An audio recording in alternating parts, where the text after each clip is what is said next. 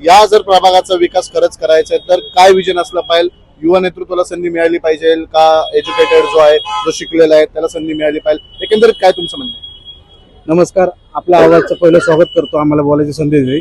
मी विजय जरे, प्रभाग 1 मधून उमेदवार म्हणून इच्छुक आहे. हे बघा, सर्वसामान्य जो कार्यकर्ता असतो तो गटार, रस्ते, ड्रेनेज आणि लाईट हे कुणी पण प्रॉब्लेम सॉल्व्ह करतं. परंतु आमच्या प्रभाग 1 मध्ये सर्वात मोठी अडचण म्हणजे देशी दारू. आमदारांनी देशी दारू बंद केलं तात्पुरतं, लोकांना फसवलं, मोरवस्तीच्या लोकांना. त्यानंतर परत आमदार निवडून आल्यानंतर परत देशी दारू चालू झालं, म्हणजे लोकांची मोठी फसवणूक झाली मतासाठी.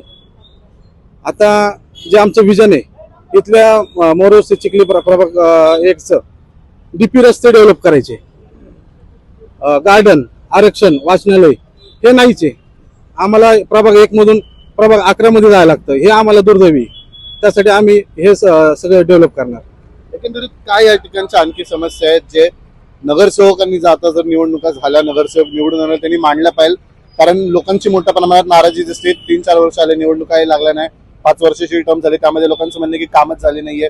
रस्त्याची कामं असतील, प्लेग्राऊंड असेल, अनेक विषय असतील. यामध्ये हेच ट्रॅफिकची समस्या आहे. तुम्ही स्वतः आले होते ज्यावेळेस मी साने चौक ते चिखली रोड, सकाळ सकाळी कामगार वर्ग आहे, स्कूल वर्ग आहे, गाड्या, बसेस सगळे हे 2-2 तास न्याय व्यवस्थेला थांबायच्या.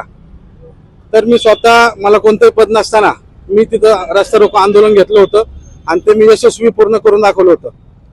ट्रॅफिकची समस्या एवढी भयंकर आहे की याच्यावर कुठलाही उमेदवार बोलत नाही.